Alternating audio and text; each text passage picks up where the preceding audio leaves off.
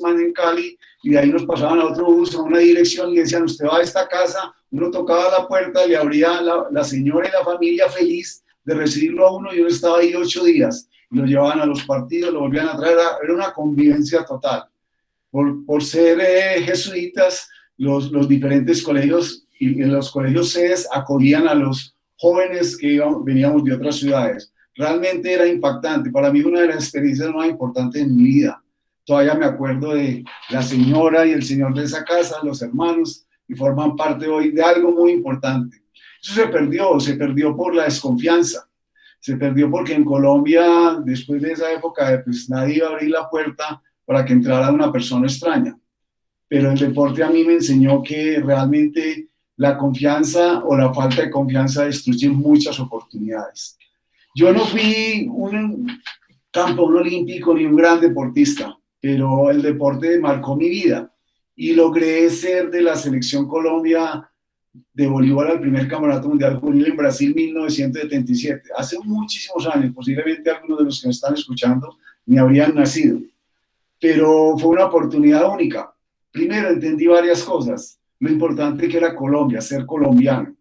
Cuando uno está afuera y se pone un uniforme y se pone los colores de su bandera y está representando al país, requiere mucha responsabilidad. Y eso es parte de toda la enseñanza que se le ha dado a los deportistas colombianos, a través de todas las tareas que ha hecho el Comité Olímpico Colombiano, especialmente con todos sus proyectos y todos sus programas, a través de todo lo que han hecho los institutos municipales, pero a través de la enseñanza que les ha dado en las selecciones nacionales. Representar a Colombia es muy importante, pero a nosotros nos tocó una época difícil, nos tocó una época muy difícil, una época de desprestigio del país, donde en los años 80 y 90 éramos un país que la gente nos miraba con desdeño y nosotros no podíamos mirar a los ojos a los otros, porque teníamos colombianos que estaban haciendo cosas muy malas, el narcotráfico y después el terrorismo.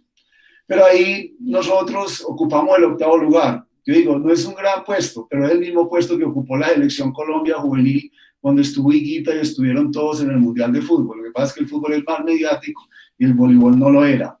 En el periódico de cuando nosotros salimos decía, Colombia, voleibol, camino a la aventura. Yo lo digo porque todavía tengo el recorte, pero hoy las selecciones Colombia no van camino a la aventura. Hoy hay un sistema deportivo que se creó y sabemos a qué va cada selección Colombia y se conocen los rivales. Nosotros no sabíamos nunca habíamos jugado contra ningún equipo fuera de Colombia. Y ahí conocí uno de mis mejores, ahí hay 4 de mis mejores amigos hoy en mi vida, que fueron las personas que compartieron conmigo esa selección. O sea, son experiencias. Comprendí también que esa experiencia y trabajar para que muchos colombianos tuvieran experiencia era muy importante. Y algo muy importante como antioqueño, entendí que era más importante ser colombiano que antioqueño. Y eso tiene mucho que ver porque los antioqueños somos muy regionalistas. Y a mí me sirvió eso porque cuando yo dejé Medellín y me vine a Bogotá, fue una persona que me dijo, venga, ayúdeme a trabajar en Bogotá. Y yo le dije, vamos a ver. Y me dijo, es que ustedes los antioqueños son muy regionalistas y le va a dar mucha brega tomar esa decisión. Pero ahí yo me demoré 2 o 3 días, yo estaba preparado para eso, porque sabía que hacer cosas por Colombia era más importante que quedarme en mi ciudad. En el deporte es unas oportunidades y el deporte y la recreación como derecho están en nuestra Constitución. Dice el derecho de todas las personas a la recreación, a la práctica del deporte y al aprovechamiento del tiempo libre. Eso es muy importante que esté en la Constitución, pero en la Constitución hay muchas cosas. Definitivamente nosotros no somos un país que todo hay que escribirlo. La Constitución de Estados Unidos no tiene más de 50 artículos, la de nosotros tiene 390, 380 y pico. No sé exactamente. Aparece hasta en uno que dice que todos los colombianos tenemos derecho a la vida, como si eso tuviera que estar en la Constitución, como si no es obvio que todas las personas tienen derecho a la vida. Pero no me voy a quejar ahora de la Constitución. Me alegra muchísimo que esté en la Constitución como derecho, pero lo más importante que ha logrado el sector deportivo, en unión con el sector político, es que a raíz de que ese derecho de la recreación y al deporte se hizo evidente en nuestra Constitución, también nos constituimos en gasto público social. Y eso fue un logro del sector deportivo. Y fue un logro de las personas que dirigieron en ese momento el deporte y lograron con el Congreso de la República incluir al deporte como gasto público social. ¿Qué quiere decir eso? Que en los presupuestos de la nación, esos sectores que son gasto público social, como el saneamiento básico, como la educación, como la salud, siempre deben ser objeto de un presupuesto creciente. Y eso es muy importante para lo que vamos a ver. Hay un líder muy importante en el mundo del deporte, que fue Nelson Mandela. Nelson Mandela fue un boxeador, digamos que se preparó como boxeador, también fue atleta, pero principalmente como boxeador. Nelson Mandela pasó 27 años en la cárcel, en un país donde el racismo era evidente y el apartheid terminaba esto. El deporte fue muy importante en la finalización del apartheid. El primero que desconoció el apartheid fue el Comité Olímpico Internacional y desconoció a Sudáfrica como país para poder participar en los eventos internacionales y no podía ir a los Juegos Olímpicos. Y sancionaron a Nueva Zelanda porque jugó un partido del rugby, que es el deporte nacional de Sudáfrica, y lo sancionaron para que no participara en unos juegos o en un campeonato mundial. No me acuerdo de los Juegos Olímpicos, en un campeonato mundial. No quiero entrar en ese error. Él dijo: el deporte tiene el poder para cambiar el mundo, pero lo dijo cuando era presidente de Sudáfrica ya. El poder para inspirar y unir a las personas en una forma que nadie más lo hace. El deporte habla a la juventud en el mismo lenguaje, eso es muy importante. Y es más poderoso que un gobierno para romper las barreras raciales. Yo creo que todo eso es muy importante y el deporte tiene ese poder y lo ha mostrado. Ahora, lo importante no es que él lo haya dicho, aunque lo dijo en un momento crucial, que fue cuando lo invitaron a la premiación de los premios Laureus en el año 2000, con todos los mejores deportistas del mundo. Pero él no solo lo dijo, él lo hizo. Él, a pesar de que, y todavía no sé si han visto la película Invictus, y si no, se la recomiendo, es una película hermosa. Él, a pesar de que todos sus copartidarios estuvieron en contra, él dijo que a las personas africanas, que eran los blancos de Sudáfrica, que son principalmente inmigrantes holandeses, inmigrantes europeos, le había que devolverles el valor de su rugby, de los Springboks. Y él se puso la camisa del enemigo, que era una camisa verde. En Sudáfrica, cuando jugaban los Springboks, todos los sudafricanos, que son la mayoría de raza negra, nunca hacían barra por Sudáfrica, hacían barra por el contradictorio, por el lío. Esta es la mejor manera de demostrar que nos tenemos que unir como país, y el unirnos como país es el que nos va a llevar a poder vivir en comunidad y juntos. Realmente fue una persona valiosísima, no solo del deporte, sino para el mundo. Pero él usó el deporte como digamos, el vehículo para unir a su país. Y hoy, cada vez que uno ve competir a Sudáfrica, yo no puedo dejar de pensar en lo que él logró. Logró unir el país a través de reconocer al enemigo. Porque cuando él estaba en la celda, 27 años, él decía: yo tengo que conocer a mis enemigos, tengo que aprender a hablar como ellos, tengo que hacerme que ellos me quieran, y quiero que al final poder salir de acá sea porque nos tengamos que unir con ellos. Y lo digo porque en el deporte le enseñan a uno que el adversario no es un enemigo, es un adversario deportivo, pero no un enemigo. El que en el deporte vea al adversario como un enemigo, realmente no es el espíritu deportivo, no es lo que Pierre de Coubertin dijo. El adversario es el único que te puede engrandecer tu victoria. No existiría un Federer sin Nadal, o un Nadal sin Federer, o un Djokovic sin Nadal y sin Federer. Y hoy Djokovic sí que está como plataforma de comunicaciones en boca de todo el mundo. Lo más importante que después de todas estas cosas y en el ambiente que se dio en la época, en el año 90, 2000 y 2000, fue el reconocimiento entre el movimiento olímpico y los gobiernos. Yo creo que eso fue básico. Realmente estos dos líderes, tanto el presidente del Comité Olímpico Internacional, Jacques Rogge, como Ban Ki-moon, como de las Naciones Unidas, donde él nombró un asesor especial para el deporte, lograron demostrar que si las naciones trabajan con el movimiento olímpico, era que podían a través del deporte avanzar. Y lo digo porque el reconocimiento de los comités olímpicos es muy importante para el crecimiento del deporte en un país. Y digamos que en Colombia ha superado en los últimos 20 años, o inclusive siempre las relaciones han sido buenas, pero realmente hubo un compromiso a partir del año 2000, diría yo, o antes, de pronto antes, pero hubo un compromiso de los gobiernos nacionales de reconocer al Comité Olímpico como sus líderes del deporte, porque el deporte es una actividad privada, por supuesto, es una actividad privada, pero que ejerce un derecho de las personas. Esto fue muy importante y Colombia es ejemplo en América Latina de las relaciones que tiene entre sus gobiernos con sus comités olímpicos y paralímpicos, por supuesto. ¿Y qué se hizo? Realmente se hizo una estrategia de tener una relación entre el movimiento olímpico y los gobiernos sincera, basada en la confianza. Por supuesto, eso es muy importante, las personas que estaban en ese momento ahí. Un presidente de un comité olímpico que en ese momento, con el doctor Andrés Botero, generaba confianza. Era una persona que era un líder tanto en el deporte, pero que también internacionalmente era muy reconocido por sus tareas, por sus trabajos. Luego en el 2007, si no estoy mal, fue nombrado miembro COI. Él jugó un papel muy importante en representar a ese sector deportivo. Y del lado de los gobiernos, pues un presidente, yo diría, el presidente Pastrana, que tuvo digamos, la voluntad de nombrar una persona del deporte, como el doctor Diego Palacios, director de Coldeportes. Luego con el presidente Uribe, jugó un papel muy importante en lo que hoy tiene la financiación del deporte, con la creación del 4% de extra libre a la telefonía celular.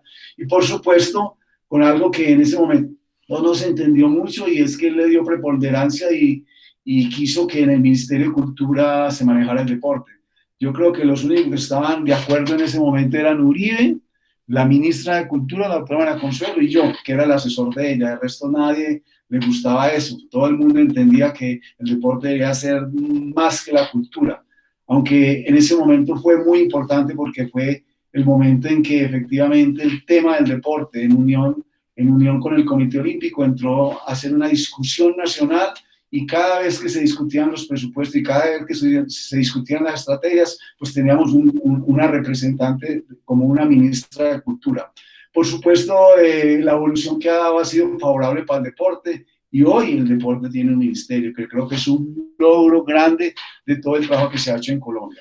Pero nos basamos en la confianza entre las entidades públicas y las entidades privadas. Esa es la base de la relación exitosa de muchas cosas. Si la gente confía en sus entidades, tanto públicas como privadas, se pueden hacer cosas.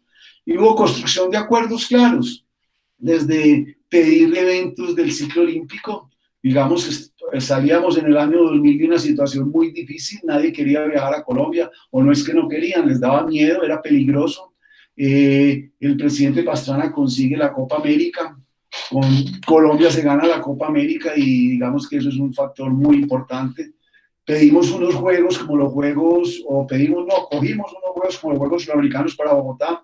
Lamentablemente los cancelaron en el año 2002, pero de ahí nació una estrategia. De 2005 se pidieron los Juegos Bolivarianos de Armenia Pereira. Eso es un logro del sector del movimiento olímpico, porque al final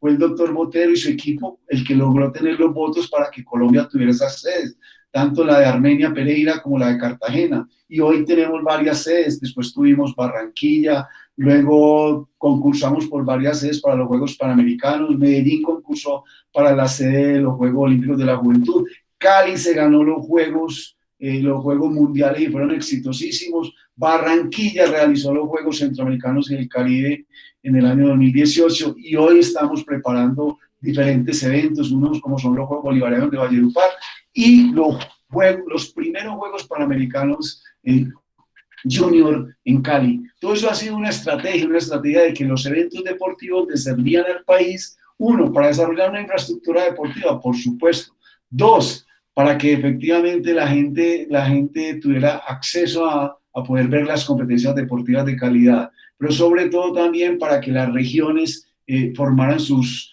equipos de trabajo y también tuvieran en la preparación de los deportistas sus representantes. Logramos una formulación, una ejecución, un seguimiento a todos esos proyectos. Obviamente, esto contarlo ahora aquí es muy fácil, pero esto fue un trabajo de mucha gente, de mucho liderazgo, tanto del sector privado como público, pero sobre todo, vuelvo y digo, como una posibilidad de salir de un país que antes no podía viajar nadie hacia ser un país. Fue tanto el entusiasmo que el presidente Uribe se emocionó mucho en la clausura de los Juegos Centroamericanos del Caribe de Cartagena y se lanzó para hacer el Campeonato Mundial de Fútbol. Y fue todo, e inclusive se hizo una campaña hasta una situación difícil con la FIFA porque ya más o menos, a pesar de que no se ha dicho, estaba casi escogido Brasil. Sin embargo, eso nos llevó a que nos dieran el Campeonato Mundial Juvenil que se realizó en Colombia. Al final, unas instituciones representadas por unas personas que con el liderazgo de ellos se lograron hacer acuerdos, pero sobre todo un acuerdo de respeto, o sea, qué papel le tocaba a las entidades públicas y qué papel le tocaba a las privadas. Yo voy a explicar esto que es muy importante. Si tú no tienes confianza en que eso pueda pasar, es muy difícil. En unos países no lo han logrado. ¿Por qué? Porque el origen de los recursos es público, por supuesto. Pero si tú tienes confianza para transferirlo a los privados para que desarrollen sus proyectos y sus programas en acuerdo con las políticas públicas, es que verdaderamente se puede avanzar.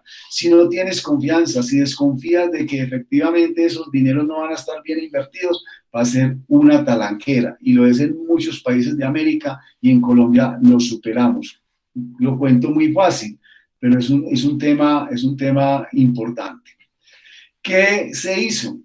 La discusión entre qué es más importante, si el alto rendimiento, el deporte base, es una discusión que ya hoy no se hace. Solamente puedo decir que Holanda lo logró. Holanda tenía en el deporte base mucho apoyo, pero no eran nadie en el mundo deportivo. Y en la década del 80 ellos habían sido subcampeones de 2 mundiales de fútbol, pero de resto los jóvenes holandeses no se identificaban con ningún éxito de Holanda.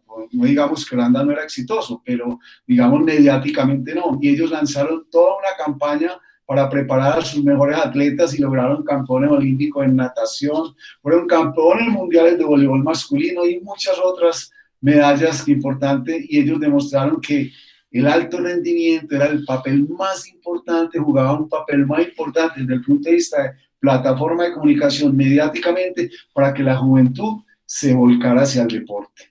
Eso es lo que hicimos en Colombia también. O sea, a través de la unión de lo público con lo privado, con los comités olímpicos, nos comprometimos a hacer donde la financiación del Estado era importante. O sea, las tareas de los presidentes, las tareas de los directores de Coldeporte, las tareas de los directores de los institutos departamentales municipales era conseguir los recursos de los presupuestos públicos. Por supuesto, no estoy diciendo que el sector privado no es importante, por supuesto muy importante, pero en Colombia la participación mayoritaria de los presupuestos para el alto rendimiento está en manos de los recursos públicos. No quiere decir que hay unos deportes donde evidentemente el sector privado haga muy importante. O sea, no tenemos nada que ver el sector público con el éxito de Juan Pablo Montoya.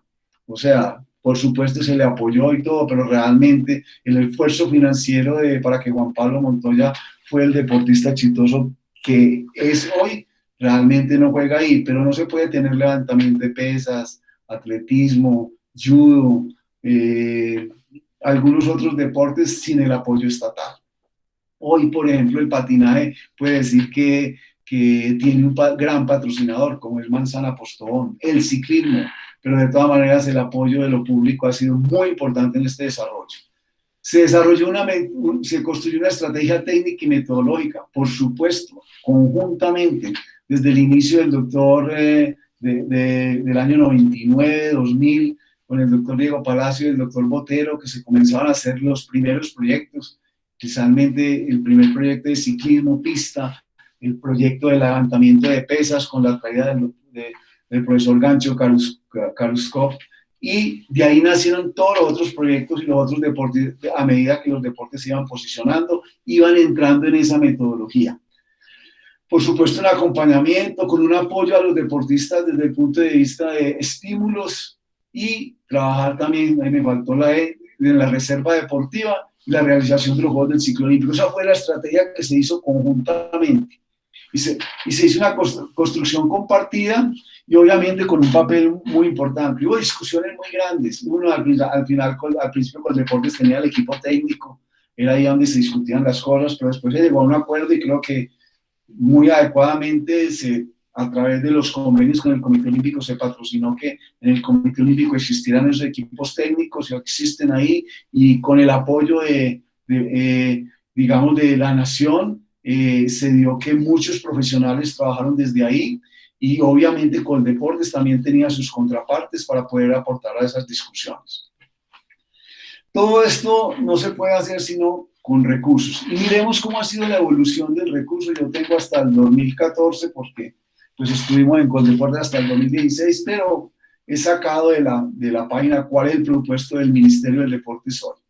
Miremos que sí fue un crecimiento vertiginoso, como digo, gracias al IVA de la telefonía celular.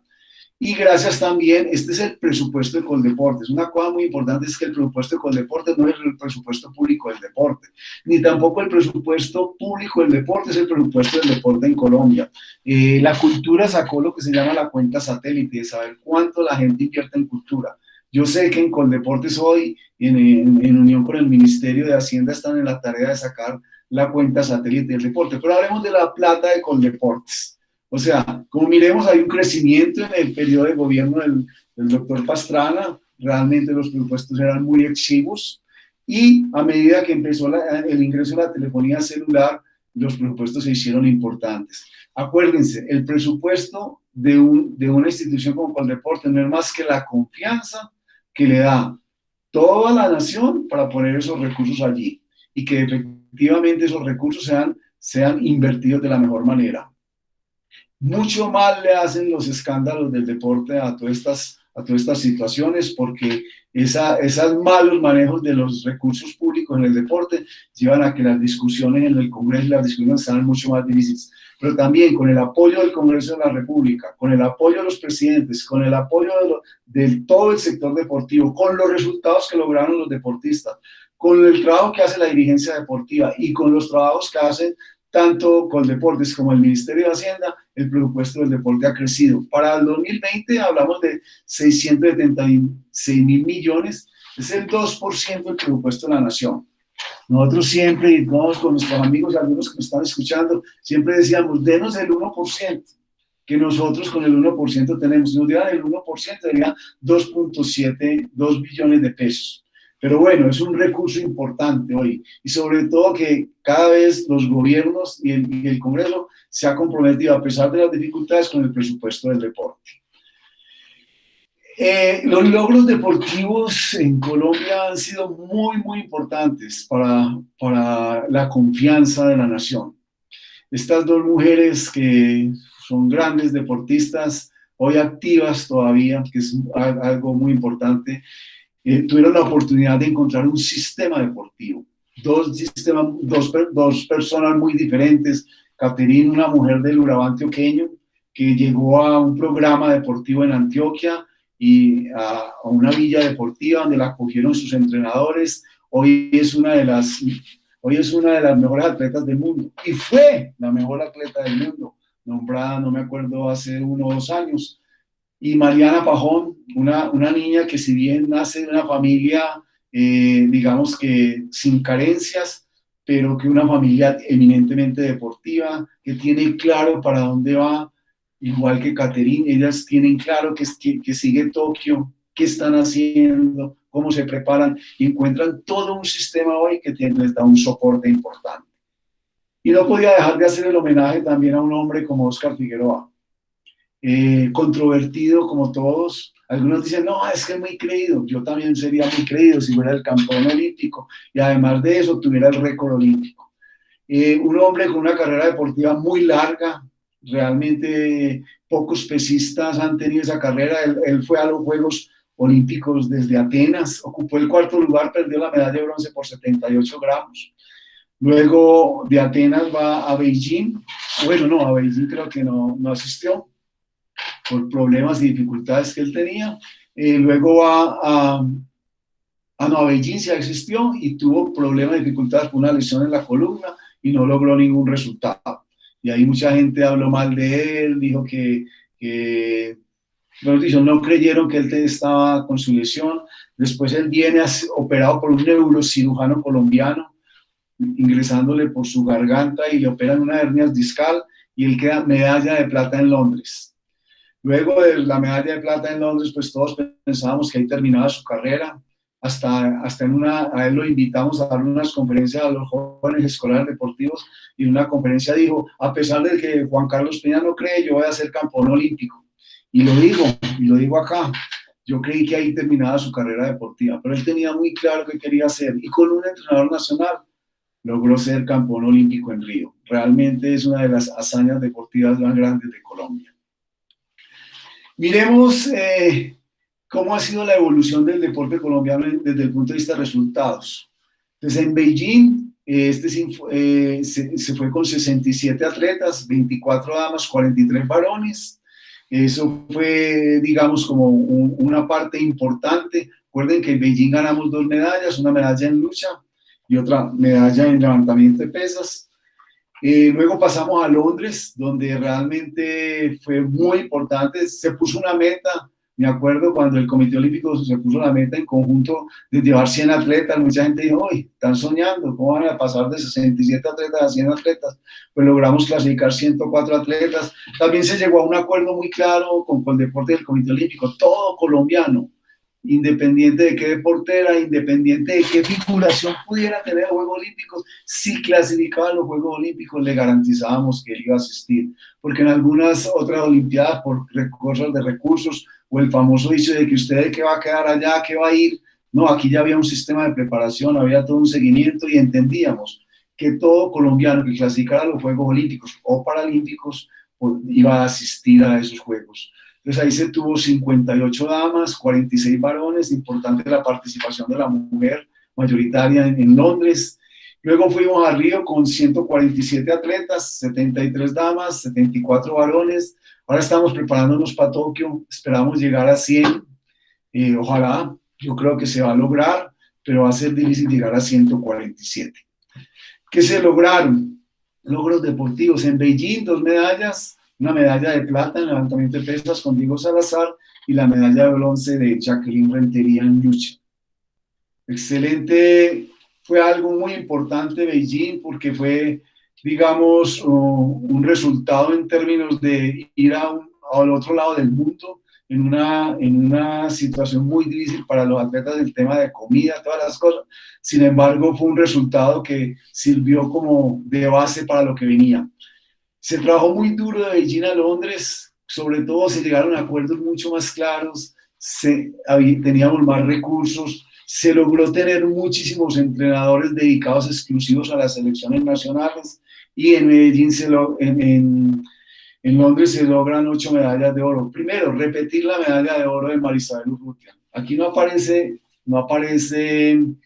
Signic 2000 y no quiero ser injusto con Marisabel. Marisabel fue la primera medalla de oro que gana Colombia. Y tampoco quiero ser injusto con los otros atletas que estuvieron en las primeras medallas, las ganó Colombia en 1972 en Múnich, con Helmut Bellingrod y con nuestros boxeadores. Eso es importante porque la historia de Helmut Bellingrod también es bonita y es uno de los atletas que repite medalla después en Los Ángeles. Pero concentrémonos acá, no para desconocer eso que había anterior. Pero eso que había anterior podía haber sido esfuerzos muy localizados. Ganar en la primera medalla de oro, 3 platas y 4 bronces nos dio un posicionamiento mundial importante. Luego se siguió trabajando muy fuerte con relación a ir a Río. Se logran las mismas 8 medallas, pero se logran 3 oros, 2 platas y 3 bronces. Recordar los 3 oros, los de Mariana Pajón, Caterina Ibarwen y Oscar Figueroa, las 2 platas y las 3 bronces. Si miramos una comparativo cómo avanza Colombia en los resultados deportivos, entonces avanzó en Beijing, quedamos en la posición 64 en el mundo, son 190 y algo países o 200 países, posición 64, es una posición media tabla como dicen los comentaristas deportivos, y la posición en América éramos 12. Claro, América es fuerte en los Juegos Olímpicos, competimos con uno de los mejores sistemas deportivos como son Estados Unidos y países como Cuba, Canadá, pero éramos 12. En Londres fue un brinco grandísimo porque ocupamos la posición 38, no solo por la medalla, de oro, que también es la que mayor posiciona, pero también por las medallas de plata y bronce. Pero nos ganamos en posición en América 6 posiciones, solo fuimos superados por Estados Unidos, Cuba, Jamaica, Brasil y Canadá. O sea, ya le ganábamos a México, le ganábamos a Argentina, República Dominicana, Panamá, Trinidad y Tobago. Es muy importante la atención que llama Jamaica. Jamaica es un país fuertísimo en el mundo en atletismo, pero en otros deportes no es tan fuerte. Y en Río ocupamos la posición 23, una posición muy importante en la clasificación olímpica, y la posición en América igualmente sigue siendo la sexta, porque superar a Canadá, Brasil, Jamaica con sus medallas olímpicas de atletismo, y Cuba y Estados Unidos ha sido difícil. Pero hasta ahí hemos hablado de lo que es el sistema olímpico, pero Colombia tomó unas decisiones muy importantes con un liderazgo también desde el punto de vista del sistema paralímpico. En el gobierno del presidente Uribe se tomó la decisión de hacer los primeros Juegos Paralímpicos. Somos muy poquitos los países en el mundo que hacemos Juegos Nacionales Paralímpicos, pero desde que empezamos todo el proyecto nos pusimos de acuerdo en que efectivamente no había que hacer ni exclusión ni diferenciación entre los éxitos y en la preparación y en la inversión que tenía que hacer el país para preparar a nuestros deportistas paralímpicos. No con lástima, porque casi que la mayor lección nos la dio el presidente del Comité Paralímpico cuando en una discusión sobre los Juegos dijimos, bueno, es que hubo unos departamentos que no se inscribieron, pero es que a ellos les queda más difícil, pues entonces hagámosles un tiempo más. Y él dijo, no señor, aquí con nosotros igual, y así se hizo. Colombia alcanzó 17 medallas en Río, de las cuales 2 metales fueron de oro, 5 de plata y 10 de bronce. Eso es un éxito muy importante para el sistema deportivo colombiano y para el sistema paralímpico. Estos 2 jóvenes, Carlos Daniel Serrano y Mauricio, medalla de oro. Carlos Serrano en natación, siempre en su categoría, él es una persona de talla menor, y Mauricio Andrés Valencia, que es una persona que no tiene movimiento en sus piernas y ganó el lanzamiento de jabalina. Igualmente, esto fue muy importante, y la política que acogió Colombia y que todos sus directores de Coldeportes y todo su comité paralímpico ha acogido, y con el desarrollo de sus federaciones, ha hecho es garantizar a la gente el mismo derecho a participar, pero sobre todo el mismo derecho a prepararse, y sobre todo el mismo derecho a tener los mismos incentivos. Los incentivos que ganan los deportistas por ganar sus medallas mundiales olímpicas son iguales para el sistema olímpico y el paralímpico. Y miremos qué inversión se hizo. En la Dirección de Posicionamiento y Liderazgo Deportivo, pues se hizo una inversión importante en la cual se pudiera tener recursos para poder atender a las federaciones deportivas nacionales y para poder atender los convenios con los comités olímpicos, con el Comité Paralímpico. O sea, fue un brinco importante de pasar de 40.000 millones a 89.000 en el 2005, prepararse antes de Río, y obviamente en el año de Río, y también depende de las disponibilidades de los presupuestos de la nación, pues tenemos eso. Hoy ha sido creciente y se sigue manteniendo, y yo creo que eso es lo que ha podido posibilitar a que Colombia vaya a Tokio bien preparado. Con relación a los recursos entregados al Comité Olímpico Colombiano, igualmente se ha venido manteniendo. Obviamente es una negociación que todos los que participamos y algunos van escuchando es difícil. Todos queremos tener más. Nosotros también le pedimos más siempre al Ministerio de Hacienda, y es una negociación. Por eso digo que la palabra negociación no es mala. Y obviamente en la medida de las posibilidades de un país, que no somos un país pobre, somos un país de ingreso medio, se ha logrado a través de esos recursos y de esa buena inversión que hace el Comité Olímpico, la preparación de los deportistas, y les ha garantizado la participación en las diferentes competencias internacionales. Se hizo una inversión en el deportista excelencia. Los apoyos en Colombia se daban, quedaba campeón Lucho Herrera y llegaba donde el presidente, almorzaba con el presidente y decían, ¡ay, que le den una casita! Eso ya pasó a la historia. En el año 2010 se hizo una ley de incentivos a los medallistas y a los campeones mundiales y a las glorias del deporte. Luego se reglamentó en Coldeportes, con el doctor Botero, se hizo una reglamentación, y hoy hay una reglamentación que se cambió en el 2017, pero ya está estipulado, no es voluntad del administrador de turno, si sí o si no, está estipulado que un deportista colombiano que alcance ciertos títulos, va a tener esa retribución económica. Es un estímulo, y es un estímulo bueno. 240 salarios mínimos legales vigentes para una persona que gane una medalla olímpica es un buen estímulo. Y de hecho también se cubren lo que se llama el programa de deportista apoyado. El éxito deportivo no es un fin en sí mismo, lograr las medallas. Lo que pasa es que a través de lograr las medallas y a través de un sistema de preparación deportiva, lo que se gana es confianza en la comunidad, también de que hay un sistema que sí funciona. O sea, Colombia no ha llegado a ser las veces que ha sido campeón mundial de patinaje, porque sí, no, hay un sistema de preparación de patinaje que Colombia ha construido, especialmente a través de sus técnicos y la Federación Deportiva de Patinaje. Ese sistema ha demostrado que efectivamente puede garantizar los resultados. Algunos deportes lo han logrado, trabajando en un sistema deportivo que pueda garantizar los resultados. Los ciclistas colombianos hoy serán y están siendo, y qué decir de Egan Bernal, hoy como uno de los ciclistas promesas, y ya no promesa, porque ganarse el Tour de Francia ya no es ser una promesa, sino una realidad. Esos sistemas deportivos, con ese acompañamiento que se ha dado, ha podido garantizar que los resultados deportivos se puedan dar.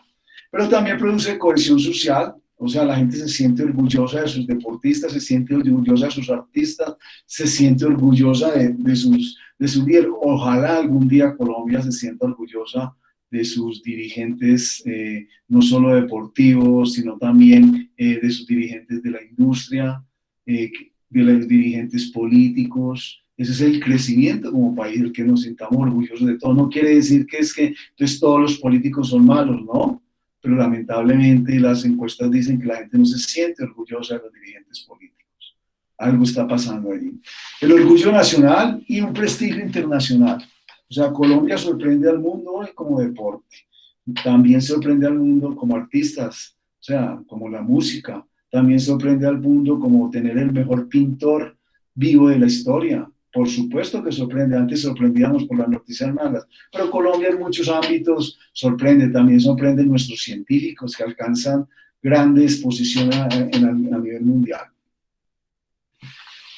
Hasta aquí el tema de las medallas, pero en el gobierno del presidente Santos, desde su primer gobierno, se instauró un programa que era el programa de realmente trabajar la reserva deportiva, basado en un concepto que era la superación, no tanto en que cuántos jóvenes o niños van a ganar, sino cómo permitir que ellos se superen. Se montó un programa que era el programa Supérate. El programa Supérate es un programa que hoy llegó a nivel intramural con una participación de más de 2 millones de jóvenes. Hoy el programa sigue vivo, el programa sigue trabajando fuertemente y vamos a mostrar algunas de las cosas cómo se hace. Nació como un programa que llamaba Supérate con el deporte y Supérate con el saber. El Ministerio de Educación se unió con nosotros e hicieron competencias en los escolares o en los que estaban cursando la secundaria, de matemáticas, de gramática y todo, y también se les daban unos premios. Nosotros hicimos un programa de competencias deportivas. Empezamos como con 16 deportes, hoy están casi todos los deportes de Colombia, pero lo que se trataba es darle una oportunidad a esos niños, a esos jóvenes, y que tuvieran una vivencia. Esto es muy importante. Que tuvieran una vivencia igual o parecida a lo que tenían nuestros mejores deportistas. O sea, que jóvenes que venían de los municipios más distantes de Colombia, al final pudieran, por su mérito deportivo, llegaran a Bogotá, la capital de su país. Muchos fue la primera vez que montaban en avión, muchos fue la primera vez que entraban a un hotel, muchos fue la primera vez que vinieron a la capital de su país a competir. Y todo eso estaba pago en igualdad de condiciones, porque como dijo Mandela, el deporte muestra que la cancha es igual para todos. Pero no antes, la cancha era igual para todos. Un joven de Medellín, un joven de Cali, un joven de Bogotá que competía en los juegos intercolegiados tenía muchísimas ventajas contra un joven de Casanare, contra un joven de La Guajira, contra un joven del Pacífico colombiano, de Nariño. Entonces, este programa lo que buscaba era que si ese joven era capaz de llegar ahí, tuviera las mismas condiciones para poder participar. Y logramos campeones, o sea, yo puedo, hasta el momento que estudio puedo decir que ningún equipo de ningún colegio, ni de Medellín, ni de Cali, ni de Bogotá, se ganaron el torneo de fútbol de salón. Ganaron el torneo de fútbol de salón, especialmente femenino, municipios de Cesar, municipios de otras latitudes que antes no tenían la oportunidad de participar. Se trataba de hacerlo y con el doctor Botero, que nos enseñó a todos muy claramente cómo era estricto el tema de las premiaciones, que estuvieran con su uniforme, que estuvieran arreglados, que tuviéramos buenas imágenes, porque para que estas imágenes estuvieran en las redes sociales y especialmente esta niña pudiera contarle a sus vecinos que ella era campeona y todo el mundo le decía, ah, ¿en qué? No, mostrara la premiación, mostrara que efectivamente ella había logrado eso, además tenía otras cosas. Y empezamos porque la gente representara regiones, porque decíamos que Colombia es un país desigual por regiones, entonces no que fuera Antioquia, que fuera Valle, que fuera Bogotá, sino que fuera región central, región pacífica, región cafetera, bueno. Sin embargo, no lo logramos. Inclusive en esta foto, tú ves, esta niña tiene el uniforme del Indeportes Tolima, porque el director de Tolima les dijo que no las dejaba poner el uniforme que les dio Superate, sino el del que el gobernador les dio. Pero no importa, no era para pelear. Aquí está estos jóvenes, se entiende que estos jóvenes son del Pacífico y este joven es de la región atlántica. Se entiende que este joven que ganó es de la región oriental, por los colores que usábamos. Eso se perdió, pero bueno, no todo se puede mantener. Lo más importante en mi concepto, fuera de que era una oportunidad para ellos participar en igualdad de condiciones, era que el mayor premio a los campeones nacionales por categoría que estuvieran ocupando el 11, estuvieran en el colegio en 11, podían acceder a un crédito condonable por 40 millones de pesos de la época, estamos hablando del año, ahí puede ser año 2016, 17, 40 millones de pesos que le garantizaba su educación superior. Yo les puedo decir que hoy 85 jóvenes de esos ya se han graduado y hay datos que me dieron hoy las personas que manejan el programa y hay 486 en este momento estudiando. Y lo digo porque no es una beca, ni son los 40 millones, es un crédito condonable. O sea, usted joven es capaz de ser campeón nacional en su categoría, en su deporte, y tiene habilidades y entra a la universidad, el gobierno le da a través del ICETEX, con plata de Coldeportes, un crédito para que haga sus estudios. Si usted empieza a estudiar y no termina, debe pagar el dinero, porque también hay unos jóvenes que a pesar de no ser deportistas tienen otras capacidades y ese dinero no es un regalo. Después de la Constitución del 90 está prohibido las becas, son créditos condonables, pero si usted estudia, gana las materias y es un joven y un joven exitoso también en la universidad, su crédito es condonado. 85 personas se han graduado de esas acá. Y al final, ese programa lo que llevó es a tener una realidad, especialmente el deporte de base, y ser un estímulo. También se participaba internacionalmente durante la presencia del doctor Botero. Siempre que estuvimos era muy importante la participación internacional y fuimos a todos los eventos, tanto de escolares sudamericanos como centroamericanos, y participamos y con buenos resultados. Pongo este ejemplo acá, que es el voleibol hoy, pues estos son datos de hoy, o sea, el voleibol en Supérate. O sea, tiene inscritos a nivel municipal 43.491 jóvenes, de 888 instituciones, de 33 departamentos, o sea, de todos los departamentos de Colombia, y de 544 municipios. O sea, que hay municipios que no participan. Pero es muy importante, el 60.53% son damas, mujeres, o sea, de sexo femenino, y el 39% de sexo masculino de los que están inscritos. Y hay 1.245 que están inscritos como entrenadores. Entonces, esta es información que ojalá las federaciones, en este caso la de voleibol, pudiera coger y montar cursos de entrenadores para estas personas. Y como ya con 43.000 participantes en un torneo intercolegiado, pudiera ser la base del voleibol colombiano y poder hacerle los estudios de estatura, todos los estudios que se le hacen a los jóvenes promesas del deporte. Esto es un avance muy importante en Colombia. se ha venido manteniendo y el gobierno sabe lo importante que es esta estructura para el futuro del deporte colombiano. Hasta aquí es lo que yo les quería comentar. Espero haber cumplido el tiempo. Yo soy a veces muy difícil para hablar, pero creo que con esto damos un abrebocas y muchas gracias. Hola Juan Carlos, muchísimas gracias a ti por estar aquí con nosotros en este momento. Voy a hacerte entonces las preguntas que las personas me han dejado. No sin antes darte un saludo de parte de Juan Ramiro. Juan Carlos es un orgullo de la promoción 76. También es profesional en odontología y llegó a desempeñarse como vicedecano del CES en tal carrera. Aquí nos recuerda eso Ramiro. Y empezamos con la primera pregunta de Ricardo Suárez. Ricardo pregunta, Juan Carlos, ¿no cree usted que ese aporte estatal y la mínima y sesgada gestión comercial con la empresa privada es el principal problema para sacar adelante las disciplinas deportivas? Bueno, no, yo creo ya antes al revés, que ese aporte estatal y el avance que ha tenido, digamos, la participación de la empresa es lo que nos ha llevado a donde estamos.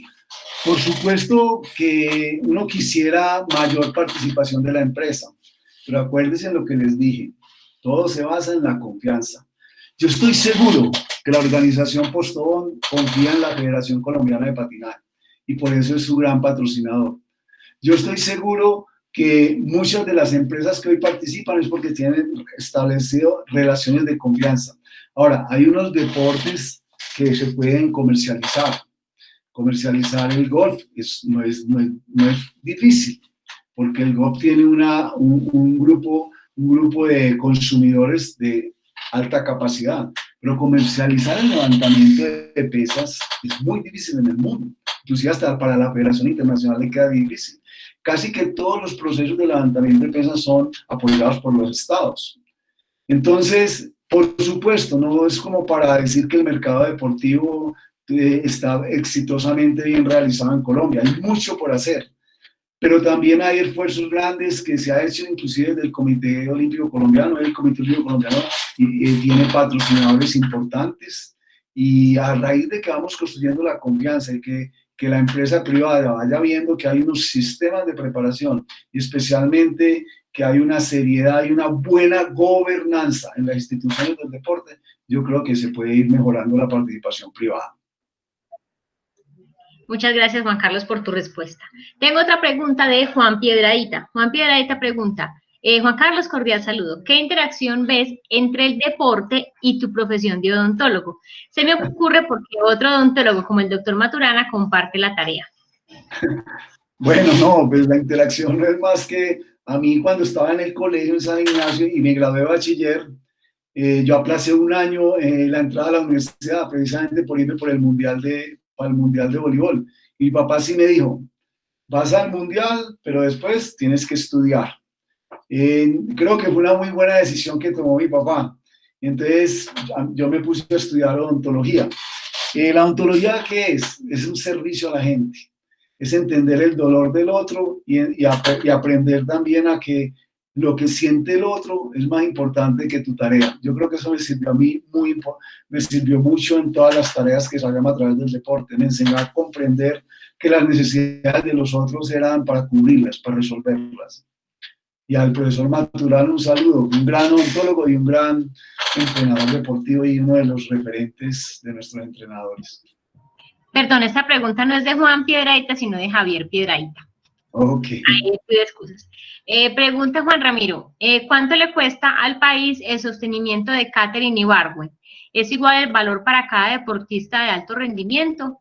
¿Qué le cuesta a un país como Estados Unidos? Bueno, el sistema estadounidense es muy distinto al sistema colombiano. El sistema estadounidense se basa en los recursos privados. El recurso público casi ni existe. Como con decirles que cada año que el Comité Olímpico Estadounidense se reúne, va el representante del presidente, lo saludan y dicen, muchas gracias señor, pero ¿qué quieren? Y no, nada. Y lo retiran. ¿Por qué? Porque el Comité Olímpico de Estados Unidos es una empresa muy poderosa.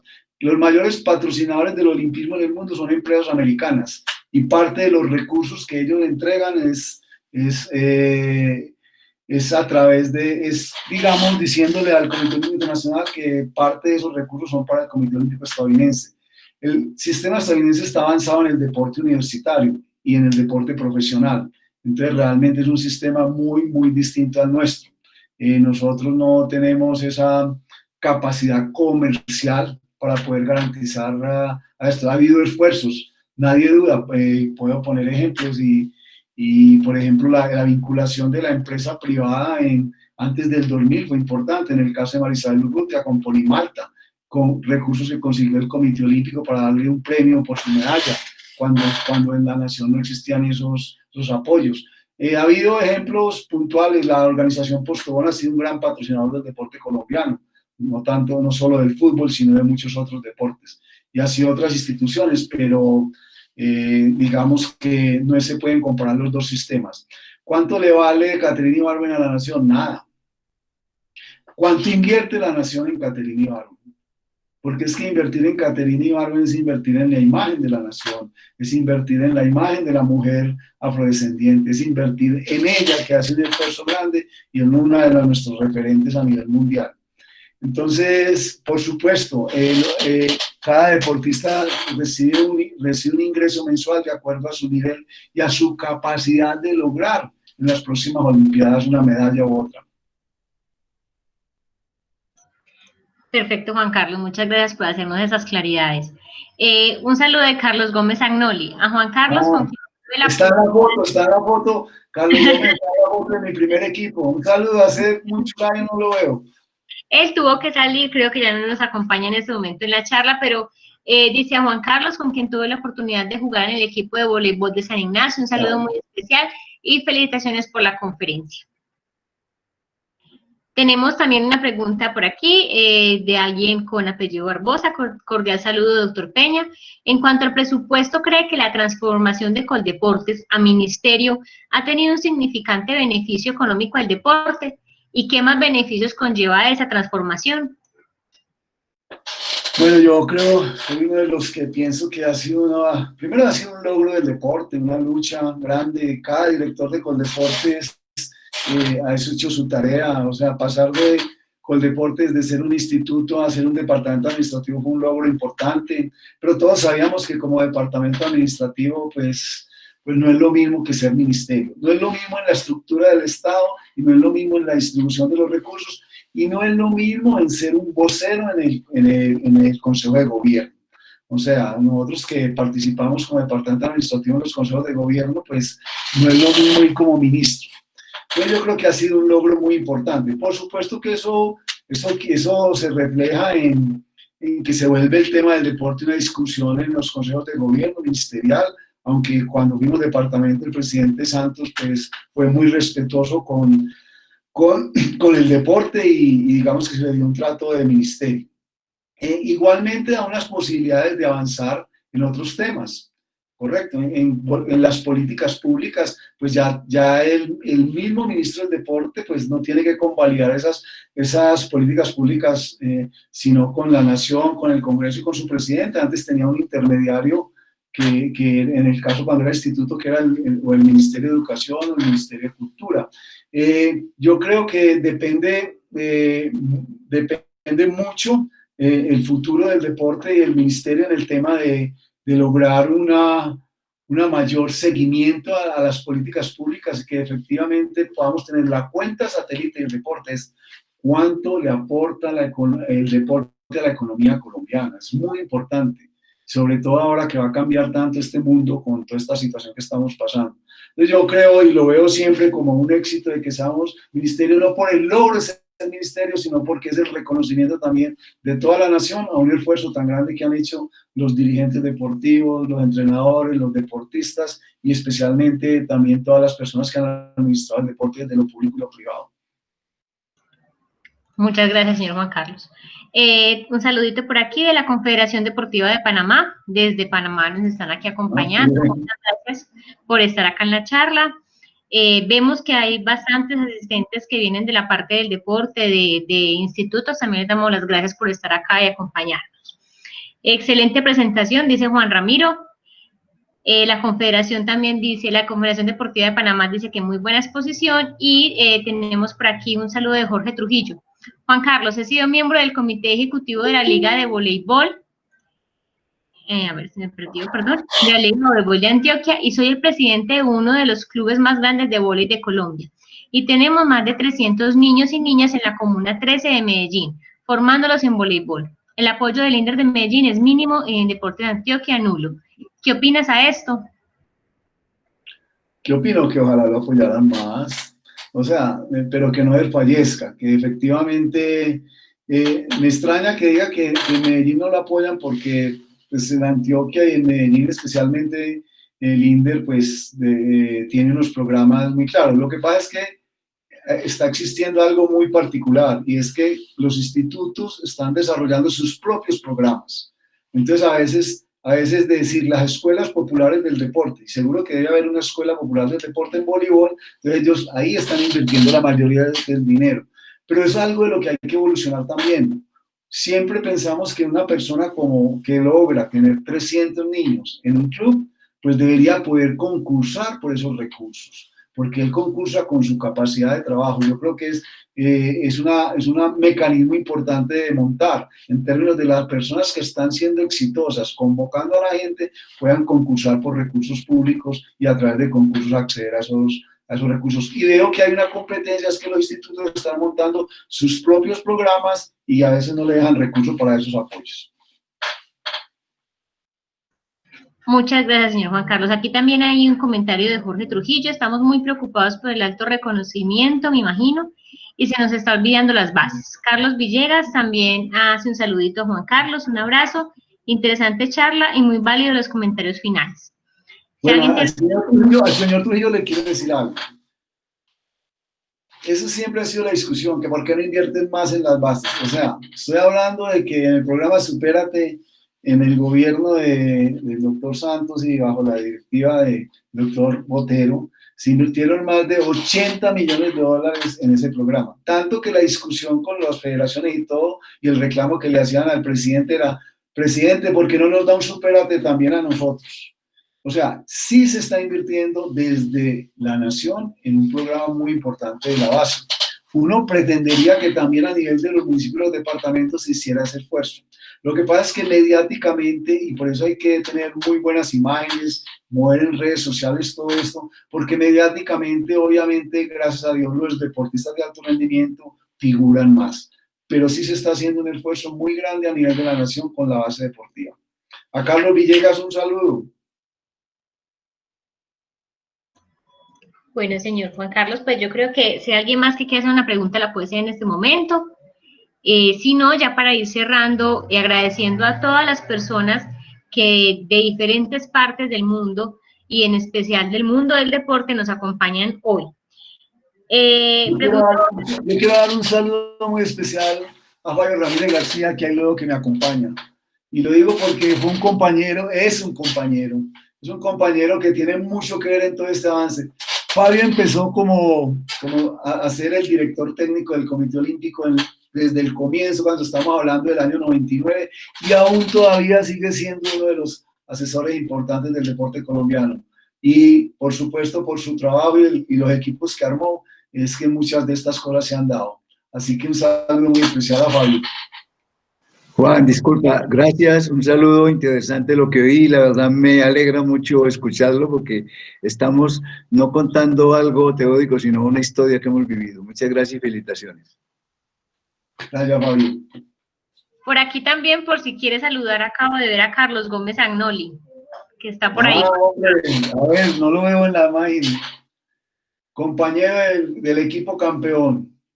Si quiere, señor Carlos Gómez, puede activar el micrófono para que lo podamos escuchar. Ah, ya lo veo, de gafas. Hola, Carlos. Tiene desactivado el micrófono, vamos a ver si lo activa.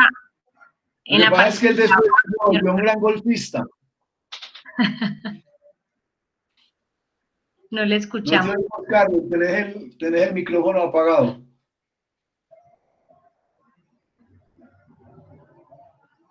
No le está dando el sonido. Pero le manda saludos por lo que alcanzó a leer en sus labios. También veo aquí a mi compañero Jaime Gómez. Perdón, el presidente de la Asociación Mundial. Bienvenido. Juan. Señor Jorge, ¿desea intervenir? Sí, Juan. Mira, Jorge. te quería decir una cosa. Yo soy compañero egresado de tu hermano Jorge. Ok. Y he hablado con él en varias oportunidades con la intención de mostrarte un poquito el proyecto que tenemos en vóley aquí en la Comuna 13. Cuando vi en Asia que ibas a hacer la presentación, tenía mucho deseo de poder compartir con vos, porque tenemos allá cositas importantes que nos podrías ayudar de buena manera guiando. Muchísimo gusto, Jorge. Es posible que me regalaras algún contacto, pues obviamente estas cosas no le interesan al resto, de tal manera que pudiera comentártelas. No, apunta mi correo que es público. Juan. Perdóname un segundo. Juan cpenacu@hotmail.com. Escríbeme ahí tranquilo.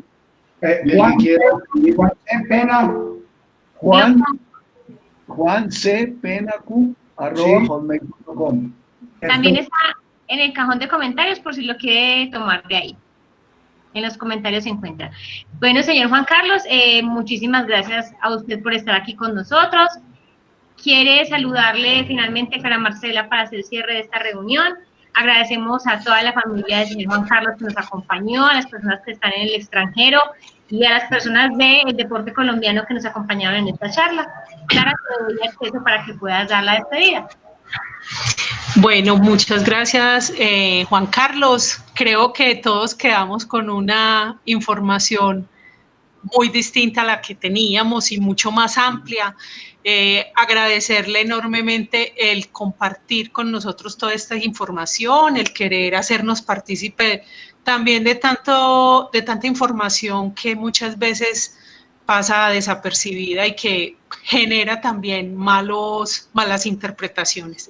Muchas gracias, Juan Carlos, a todos los que nos acompañan esta tarde, un agradecimiento especial.